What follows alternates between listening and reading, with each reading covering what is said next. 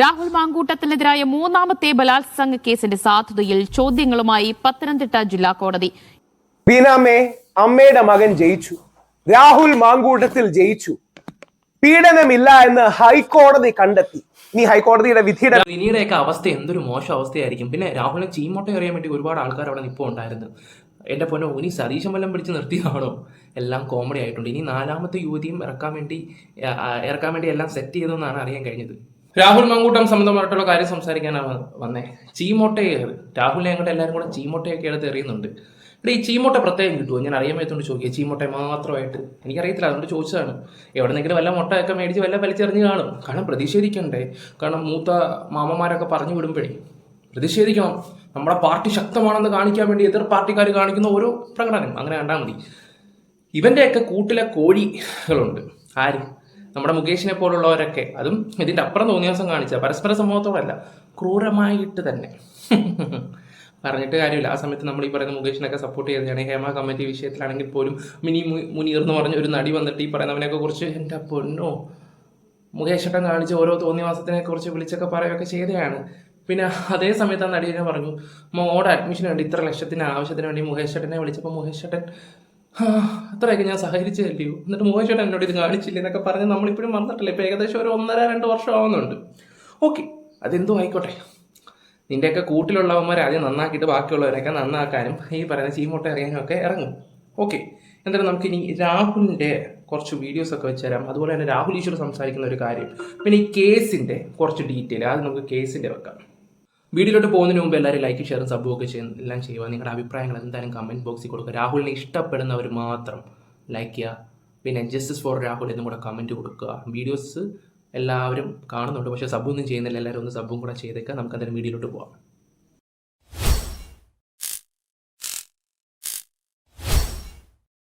രാഹുൽ മാങ്കൂട്ടത്തിനെതിരായ മൂന്നാമത്തെ ബലാത്സംഗ കേസിന്റെ സാധുതയിൽ ചോദ്യങ്ങളുമായി പത്തനംതിട്ട ജില്ലാ കോടതി. യുവതിയുടെ വിവാഹബന്ധം നിലനിൽക്കെ രാഹുലുമായി നിയമപരമായ മറ്റൊരു വിവാഹം എങ്ങനെ സാധ്യമാകുമെന്ന് ചോദിച്ച കോടതി ബലാത്സംഗമാണോ നടന്നതെന്ന് വിചാരണവേളയിലാണ് തീരുമാനിക്കേണ്ടതെന്നും വ്യക്തമാക്കി. അറസ്റ്റിൽ നിയമപരമായ വീഴ്ച പോലീസിന്റെ ഭാഗത്തു നിന്നുണ്ടായിട്ടുണ്ടെന്നും രാഹുലിന് ജാമ്യം അനുവദിച്ചുകൊണ്ടുള്ള ഉത്തരവിലുണ്ട്. പോലീസുകാരുടെ ഭാഗത്തും തെറ്റുണ്ടെന്ന് നല്ല രീതിയിൽ മനസ്സിലാവിയിട്ടുണ്ട്. പിന്നെ അതുപോലെ തന്നെ രാഹുൽ വിവാഹം കഴിക്കാമെന്ന് പറഞ്ഞിട്ടാണ് ചേച്ചിയെ പീഡിപ്പിച്ചെന്ന് പറയുന്നുണ്ട് കേട്ടോ. ഒരു ഭർത്താവുള്ള സമയത്ത് എങ്ങനെ? അപ്പോൾ അവൾ കാണിച്ചത് ഏറ്റവും വലിയൊരു വഞ്ചനയല്ലേ? ഇതിനൊക്കെ ഞാനൊന്നും പറയുന്നില്ല, അത് ഏതാണെന്ന് വെച്ചാൽ നിങ്ങൾ ഊഹിച്ചെടുത്തോ. അങ്ങനെ തന്നെ പറയണം. കാരണം എന്ന് വെച്ചാൽ ഒരുത്തനെ വെച്ചുകൊണ്ടിരുന്നിട്ട് വേറൊരുത്തനെ ഉണ്ടാക്കിക്കൊണ്ട് പോകുന്ന ഇതുപോലുള്ള നായിൻ്റെ മക്കൾക്ക് അവൾമാർക്ക് എൻ്റെ പൊന്നു ഇടുത്തി വീണ് പണ്ടോരെ പടങ്ങണം. എന്നിട്ട് ഇവൾമാർ തേരാപ്പാര തെണ്ടി തെണ്ടി തെണ്ടി തെണ്ടി തെണ്ടി നടക്കണം. ഉള്ള കാര്യം പറയാലോ, ഒരുത്തിനെ വെച്ചോണ്ട് 2, 3, 4 ഒക്കെ വെച്ചോണ്ടാക്കുന്ന ചില അവൾമാരുണ്ട്.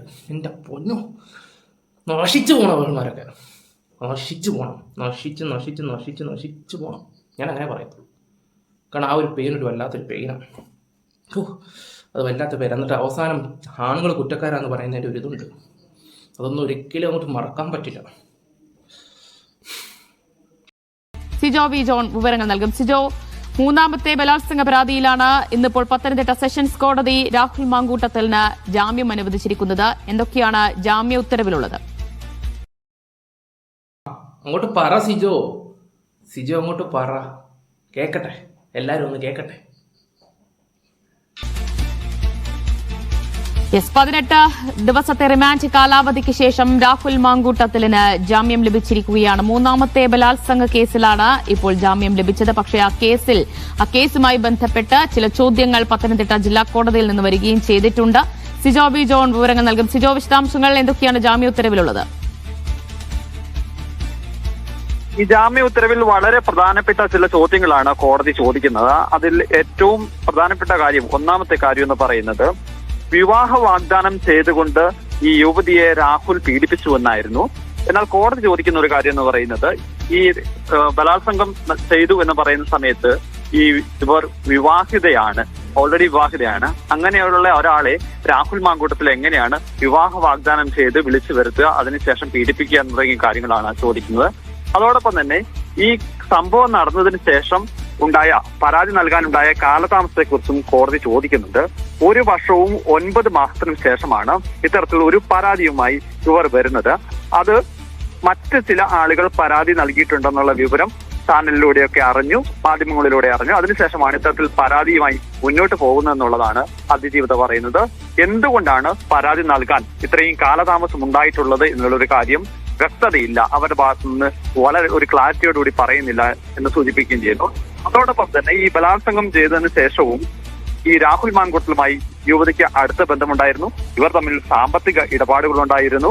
ഇവർ ഒരുമിച്ച് ഫ്ളാറ്റ് വാങ്ങാൻ തീരുമാനിച്ചു.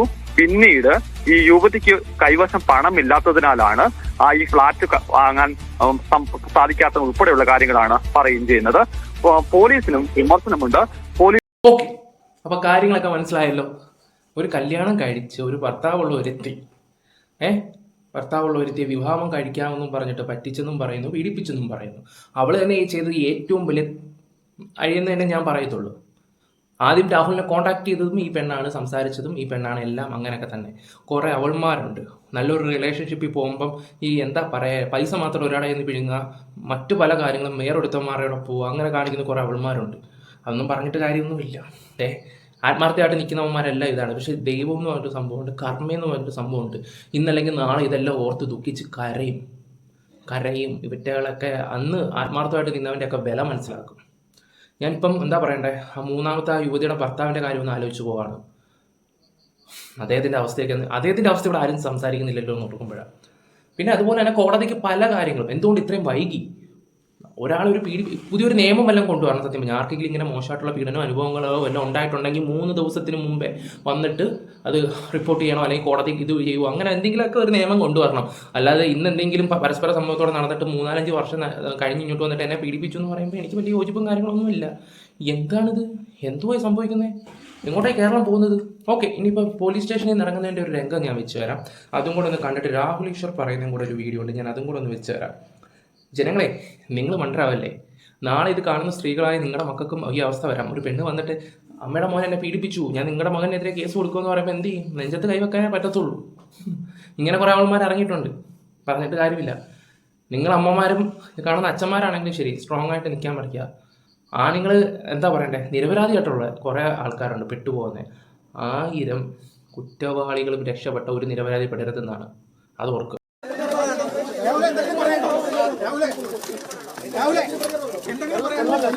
ആ കഥയിലേക്ക് നമുക്ക് പിന്നീട് പോകാം. ഇപ്പോൾ രാഹുൽ മാങ്കൂട്ടത്തിൽ ജയിലിൽ ഇറങ്ങുന്നു.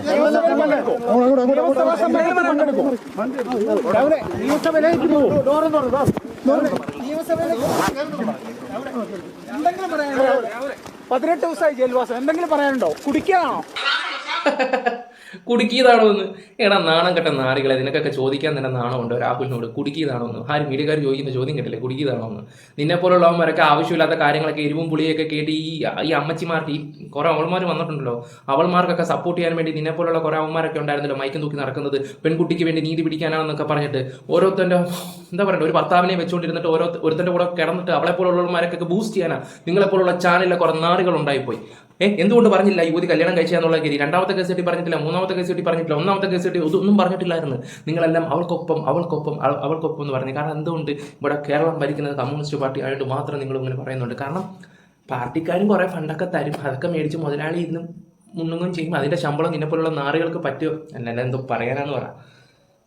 നമ്മളെപ്പോലുള്ള കുറേ റിയാക്ഷൻ വീഡിയോസ് ചെയ്യുന്നവരുണ്ടോണ്ട് കുറേയൊക്കെ സത്യാവസ്ഥകൾ ജനങ്ങൾ മനസ്സിലാക്കി, ഇല്ലെങ്കിൽ അതും ഇല്ലാണ്ടായി പോയത്. പറഞ്ഞിട്ട് കാര്യമില്ല. ഇന്ന് രാഹുൽ മാങ്കൂട്ടം, നാളെ ഇനി ആരൊക്കെയോ.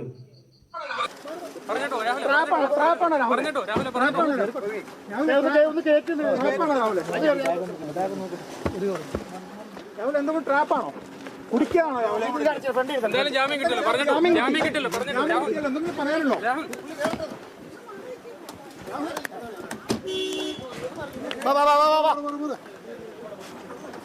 രാഹുൽ മാങ്കൂട്ടത്തിലൊന്നും പറയാനില്ല. രാഹുൽ ഒന്നും പറയേണ്ട ആവശ്യമില്ല, നിങ്ങളൊക്കെ തന്നെ പറഞ്ഞ് കൊണ്ടാക്കിക്കോളും. രാഹുലിന് ഇവിടെ അടുക്കേണ്ട ആവശ്യമേ ഇല്ല. എല്ലാ കഥകളും ഏറ്റു പറയാനും കുറ്റങ്ങൾ കണ്ടുപിടിക്കാനും നിങ്ങളെപ്പോലുള്ള ഒരുപാട് മാധ്യമങ്ങൾ ഉണ്ടോണ്ട് പിന്നെ അതിൻ്റെ ഒരു ആവശ്യമില്ല. ഓക്കെ, ഇനി നമുക്ക് രാഹുൽ ഈശ്വർ സംസാരിക്കുന്ന ഒരു വീഡിയോയിലോട്ട് പോകാം. ബീനാമേ, അമ്മയുടെ മകൻ ജയിച്ചു. രാഹുൽ മാങ്കൂട്ടത്തിൽ ജയിച്ചു. പീഡനമില്ല എന്ന് ഹൈക്കോടതി കണ്ടെത്തി. ഇനി ഹൈക്കോടതിയുടെ വിധിയുടെ വിശദാംശങ്ങൾ വേണം. യഥാർത്ഥത്തിൽ രാഹുൽ നിരപരാധിയാണ്. ഇവിടെ ഞാൻ ക്വസ്റ്റ്യൻ മാർക്ക് ഇട്ടിരിക്കുന്ന വേറൊന്നും കൊണ്ടല്ല, ഹൈക്കോടതിയുടെ വിധിയുടെ റിട്ടേൺ വരട്ടെ. രാഹുൽ മാങ്കൂട്ടത്തിൽ നിരപരാധിയാണ്, പീഡനം നിലനിൽക്കില്ല എന്ന് നമുക്കിപ്പോ ഉറപ്പിച്ചു പറയാം. ഇത് പറഞ്ഞതിനാണ് 16 ദിവസം ഞാൻ ജയിലിൽ കിടന്നത്. ഈ സത്യം ഹൈക്കോടതി കണ്ടെത്തി നമ്മളോട് വ്യക്തമായി പറയുകയാണ്. ഈ സത്യം പറഞ്ഞതിന് വേണ്ടിയിട്ടാണ് എന്നെ 16 ദിവസം ജയിലിലിട്ടത്. ഇപ്പോഴും ഹരാസ് ചെയ്യുന്നത്. യഥാർത്ഥത്തിൽ ആദ്യ പരാതിയിൽ പീഡനം നടന്നിട്ടില്ല, അതുകൊണ്ട് അവരെ അതിജീവിത എന്ന് വിളിക്കാൻ കഴിയില്ലെന്ന് പറഞ്ഞതിനാണ് എന്റെ ജാമ്യം ക്യാൻസൽ ചെയ്യണമെന്ന് പറഞ്ഞ് പോലീസ് പോയിരിക്കുന്നത്.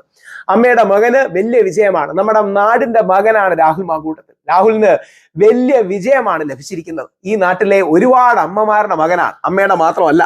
ആ വാർത്ത നിങ്ങൾ കേൾക്കുക തന്നെ വേണം. വളരെ സന്തോഷമുണ്ട്. ഡീറ്റെയിൽസും കാര്യങ്ങളും വരുന്നേ ഉള്ളൂ. എന്നാലും ഹൈക്കോടതിയുടെ ഉത്തരവ് രാഹുൽ മാങ്കൂട്ടത്തിനെതിരെ സ്ഥിരം അതിശക്തമായ ആരോപണങ്ങൾ ഉയർത്തുന്ന മുഖ്യധാരാ മാധ്യമങ്ങൾ തന്നെ പറയുന്ന കേൾക്കാൻ ഒരു സന്തോഷം. അതുകൊണ്ട് നമുക്കൊന്ന് കേൾക്കാം. എതിരായ ആദ്യ കേസിൽ നിർണായക നിരീക്ഷണവുമായി ഹൈക്കോടതി.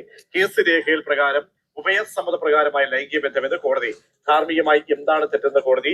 ഒരു തവണ ബലപ്രയോഗത്തിലൂടെ ലൈംഗിക ബന്ധം നടത്തിയെന്നത് കേസ് മുഴുവനായും പരിശോധിക്കുമ്പോൾ കാണാൻ കഴിയുന്നില്ല.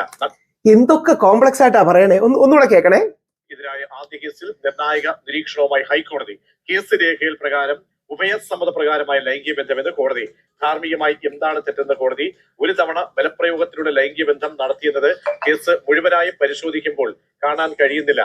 എന്തോന്നാ പ്രതീക്ഷയെ, കുറച്ചുകൂടെ സിമ്പിളായി പറഞ്ഞൂടെ? അങ്ങനെ യാതൊരു പീഡനവും നടന്നിട്ടില്ല, ഒരു തവണ ബലപ്രയോഗ പ്രകാരം അങ്ങനെ നടന്നു എന്ന് കേസ് പരിശോധന മുഴുവൻ നടത്തുമ്പോൾ അറിയാൻ കഴിയില്ല. സിമ്പിളായി പറഞ്ഞൂടെ? ഒരുപാട് ഡെക്കറേഷൻ ഒന്നും വേണ്ട. രാഹുൽ മാങ്കൂട്ടത്തിൽ നിരപരാധിയാണ്. രാഹുൽ മാങ്കൂട്ടത്തിൽ പീഡിപ്പിച്ചിട്ടില്ല. രാഹുൽ മാങ്കൂട്ടത്തിൽ ഉഭയകക്ഷി സമ്മതപ്രകാരം മാത്രമാണ് ആ ബന്ധത്തിലേക്ക് പോയിട്ടുള്ളത്. റേപ്പോ പീഡനമോ ഇല്ല. അത് കള്ളത്തരമാണ്. തുറന്നു പറ. ഞാൻ വെക്കുന്നുള്ള ഈ ഒരു വീഡിയോ ഇത്രയും മാത്രം ബാക്കി അദ്ദേഹത്തിന്റെ ചാനലിൽ കിടപ്പുണ്ട്. സത്യം പറയാലോ, രാഹുൽ ഈശ്വരനെ പോലുള്ള ഒരു വ്യക്തി ഉണ്ടായിട്ട് ഒരുപാട് ഗുണങ്ങളുണ്ടെന്ന് ഇപ്പോൾ നാട്ടിൽ മനസ്സിലായിട്ടുണ്ട്. പലർക്കും ഇപ്പോൾ മനസ്സിലായി കാണുമല്ലോ. കാലം അതുപോലെ ഇപ്പോൾ മാറിക്കൊണ്ടിരിക്കുകയാണ്. ഇന്നേ നാളെ രാഹുൽ മാങ്കൂട്ടം ചിലപ്പോൾ നിങ്ങളിൽ കാണുന്ന ആൾക്കാരായിരിക്കാം, ഞാനായിരിക്കാം, ഒന്നും പറയാൻ പറ്റത്തില്ല. എന്തായാലും നമുക്കൊന്നും പീഡിപ്പിക്കാനും കെട്ടിയിട്ട് ഒന്നും അറിയത്തില്ലേ. എൻ്റെ പൊന്നോ, ഓരോരോ അവസ്ഥകൾ, ഓരോ മനുഷ്യൻ്റെയൊക്കെ ഓരോ ഒന്നിനെ ഈ പാർട്ടി ജയിപ്പിക്കാനും പദവിക്കും വേണ്ടി ഒരുത്തിനെ ഇല്ലാണ്ടാക്കുമ്പോൾ നാളെ നീയൊക്കെ എന്താ വെള്ളം ഇറങ്ങി. ഞാനത് കൂടുതലൊന്നും സംസാരിക്കുന്നില്ല. എന്തായാലും നമുക്കിനി 4ാമത്തെ യുവതിയുടെ വെയിറ്റ് ചെയ്യാം. അതിൻ്റെ എല്ലാവരും തയ്യാറാക്കി എന്നാണ് അറിയാൻ കഴിഞ്ഞിട്ടുള്ളത്. ഓക്കെ, എന്തായാലും വീഡിയോസ് ഇഷ്ടപ്പെട്ട ലൈക്ക്, ഷെയർ, സബ്സ്ക്രൈബ് ചെയ്യാം. Bye, love you all. റിനിയെ പോലുള്ളവൾ റിനി ജോർജ്, അവളെ പോലുള്ളവളെ ഒന്നും വിശ്വസിക്കരുത്. റിനിക്കൊക്കെ നല്ല പണി കിട്ടും, നല്ല പണി. ഓക്കെ, അപ്പോൾ നമ്മുടെ വീഡിയോസ് ഇഷ്ടപ്പെട്ട ലൈക്ക്, ഷെയർ, സബ്സ്ക്രൈബ് ചെയ്യാം. Bye, love you all.